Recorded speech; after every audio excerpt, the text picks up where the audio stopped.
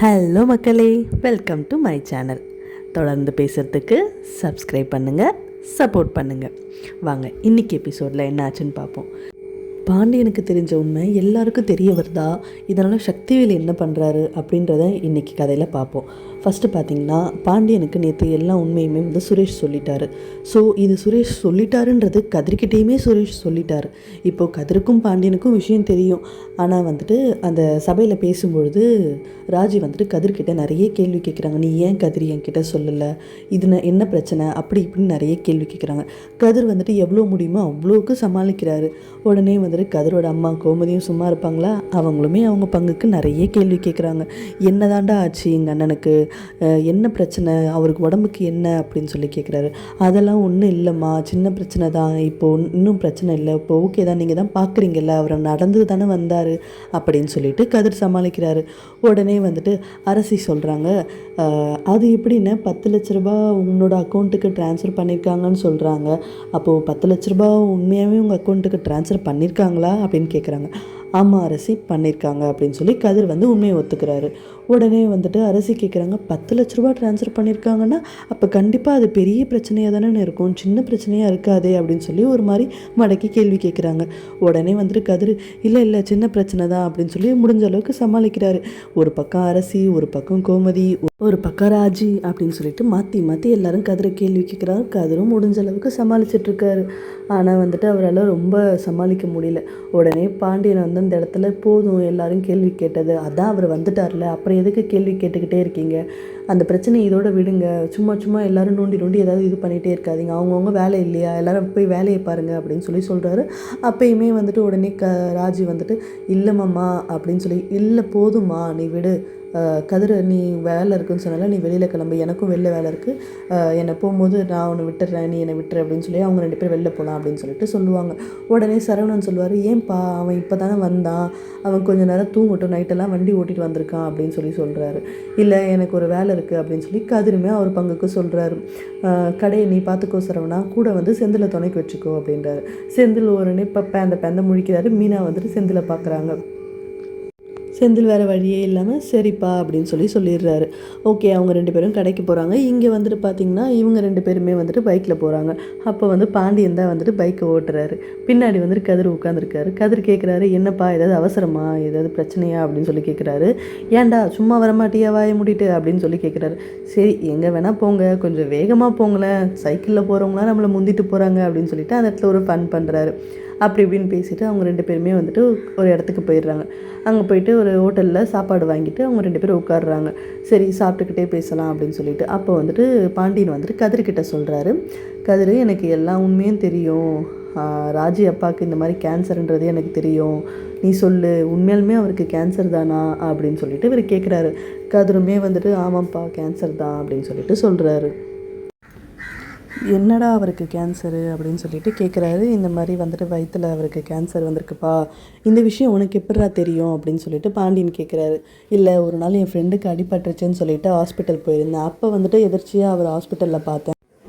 அப்போ தான் வந்துட்டு இந்த விஷயம் எனக்கு தெரிஞ்சது. அவர் கூட அப்போ கூட என்கிட்ட சொல்லணும்னு சொல்லலை, அவர் ஒத்துக்கவும் இல்லைப்பா, நான் தான் போயிட்டு அந்த டாக்டர்கிட்ட கேட்டு அதுக்கப்புறம் இவர்கிட்ட கேட்டு அதுக்கப்புறம் தான் அது ஒத்துக்கிட்டாரு.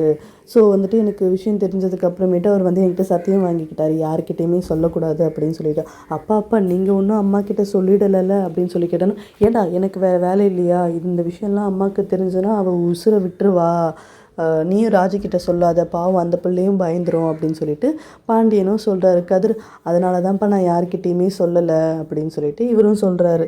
சரி நீ என்னவா இருந்தாலும் சரி, அவர் கூட கடைசி வரைக்கும் நில்லு, அவர் உன்னை நம்பி வந்திருக்காரு, எந்த காரணத்து கொண்டும் அவர் எங்கேயும் விட்டுறாத அப்படின்னு சொல்லி பாண்டியன் அட்வைஸ் பண்ணுறாரு. இல்லைப்பா அப்படிலாம் விட மாட்டேன் அப்படின்னு சொல்கிறார். நம்ம நேற்று பேசின மாதிரி இந்த விஷயம் பாண்டியனுக்கு ரொம்பவே பெருமையாக இருந்தது. அவர் உடனே சொல்கிறாரு, எனக்கு உன்னை நினச்சா பெருமையாக இருக்குடா, நீ ரொம்ப நல்லவன் தான் அப்படின்னு சொல்கிறாரு. உடனே கதிர் இப்போ வச்சு ஒத்துக்கிட்டீங்களே அப்படின்னு சொல்கிறார். எல்லாமே நான் வளர்த்த வளர்ப்பு தான்டா அப்படின்றார். என்ன எல்லாருமே இதையே சொல்லுங்கள், பண்ணுறது என்னமோ நான், ஆனால் பேர் மட்டும் உங்களுக்கு அப்படின்னு சொல்லிட்டு பேசுகிறாங்க. என்னதான் இருந்தாலும் ஒரு அப்பா பிள்ளைக்குள்ளே இருக்கிற அந்த கனெக்ஷன் வந்துட்டு எங்கேயோ ஒரு இடத்துல வெளியில் வரும்போது ரொம்பவே அழகாக இருக்குது அதை பார்க்கறதுக்கு. அதுவும் இந்த பாண்டியன் கதிர்க்குள்ளே இருக்க அந்த அன்பு வெளில வரும்போது ரொம்ப அழகாக இருக்குது. இந்த சீன் உங்களுக்கு யார் யாருக்கெல்லாம் ரொம்ப பிடிச்சிருந்ததோ கண்டிப்பாக மறக்காமல் ஒரு லைக் போட்டுருங்க. அப்புறம் அங்கேருந்து பார்த்திங்கன்னா இங்கே வந்து முத்துவேல் வீட்டில் வந்துட்டு சக்திவேல் வந்துட்டு வழக்கம் போல் நோண்டி நோண்டி கேட்டுகிட்டே இருக்காரு. உங்களுக்கு என்ன தான் பிரச்சனை, உண்மையாலுமே உங்களுக்கு வந்துட்டு குடல் இறக்கம் தானா, அந்த டாக்டர் சீட்டு அந்த டாக்குமெண்ட்ஸ் எல்லாமே எங்கே இருக்குது, நீங்கள் காட்டுங்க, நம்ம வேணால் செகண்ட் ஒப்பீனியன் வாங்கிக்கலாம் அப்படி இப்படின்னு சொல்கிறாங்க. உடனே வந்துட்டு முத்துவேல் வந்துட்டு எல்லாமே கதிர்கிட்ட தான் இருக்குது, நீ ஏன்னு அவங்ககிட்ட கொடுத்து வச்ச, நாங்களாம் இல்லையா அப்படின்னு சொல்லிட்டு இவர் கேட்குறாரு.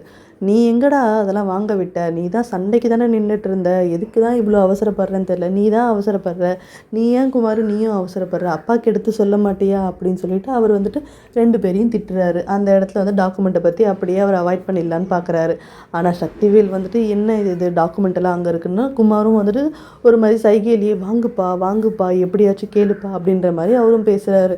உடனே வந்துட்டு ராஜியோட அம்மா கொஞ்ச நேரம் நீங்கள் ரெஸ்ட் எடுங்க அப்படி இப்படின்னு சொல்லி எல்லாரையும் வெளியில் அனுப்பிச்சிடலாம் அப்படின்னு சொல்லி அவங்க பிளான் பண்ணி எல்லாரையும் வெளியில் அனுப்பிச்சிடுறாங்க. கடைசியாக பார்த்திங்கன்னா ராஜியோட அம்மாவும் ராஜியோட அப்பாவும் 2 பேர் மட்டும் பேசுகிறாங்க.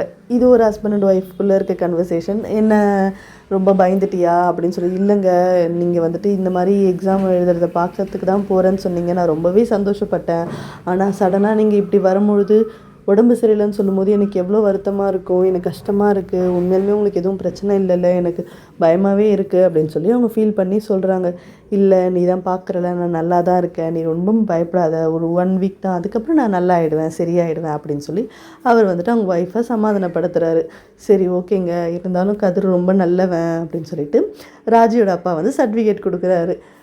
நம்ம உலகம் ஃபுல்லாக தேடி இருந்தால் கூட இந்த மாதிரி ஒரு மாப்பிள்ளையை நம்ம பிடிச்சிருக்க மாட்டோம், அந்த விஷயத்தில் வந்துட்டு ராஜி ரொம்பவே லக்கி அப்படின்னு சொல்லிட்டு அவங்களும் சொல்கிறாங்க.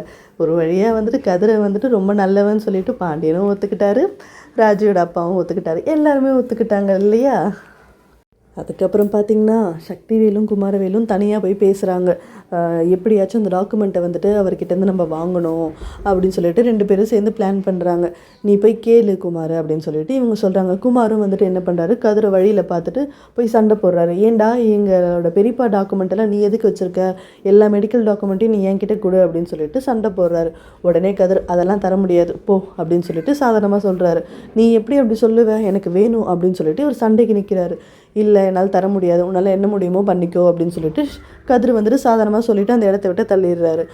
குமாருக்கு வந்துட்டு ஒரே அசிங்கமாக ஆகிடுச்சு. எப்படியாச்சும் இந்த டாக்குமெண்ட்டை நம்ம எடுக்கணுமே, எப்படியாச்சும் வீட்டுலேருந்து போய் எடுத்துடலாம் அப்படின்னு சொல்லிட்டு ஒரு பிளான் பண்ணுறாரு. உடனே வந்து சக்திவேல்கிட்டையும் வந்து சொல்கிறாரு, அப்பா இந்த மாதிரி கதிர்கிட்ட கேட்டால் அவன் ரொம்ப திமிராக பேசிட்டு போயிட்டான், தரமாட்டான், நம்ம வந்துட்டு பெரியப்பா கிட்ட கேட்டாலும் வாங்கி தரமாட்டார், எனக்கு தெரிஞ்சு இதில் என்ன சூழ்ச்சி இருக்குது நம்ம கண்டுபிடிக்கணும்ப்பா, அதனால் என்ன பண்ணலாம், நம்ம வந்துட்டு சுகன்யாவை வந்துட்டு வீட்டுக்கு அனுப்பிச்சு, அவங்க மட்டும்தான் அந்த வீட்டில் ஒரு தொடர்பில் இருக்காங்க, அவங்க மூலமாக வீட்டுக்கு அனுப்பிச்சு எல்லாத்தையும் வாங்கிட்டு வர சொல்லலாம், இல்லைன்னா நைஸாக எடுத்துகிட்டு வர சொல்லலாம் அப்படின்னு சொல்லுவாங்க. ரொம்ப நாளாகவே வந்துட்டு இந்த கதையில் வந்துட்டு சுகன்யாவை வந்து காணாமல் இருந்தாங்க. இப்போ இந்த ஒரு சீனுக்காக அவங்கள கூட்டிகிட்டு வருவாங்க. ஸோ இதுதான் நான் ப்ரெடிக்ட் பண்ணுறது. நீங்களும் இதையே ப்ரெடிக்ட் பண்ணிங்கன்னா கமெண்டில் போடுங்க. இது வரைக்கும் யாரும் சப்ஸ்கிரைப் பண்ணுங்கன்னா சப்ஸ்கிரைப் பண்ணுங்கள். நம்ம தொடர்ந்து பேசலாம், நல்லாவே கதை பேசலாம். தேங்க்ஸ் ஃபார் வாட்சிங்.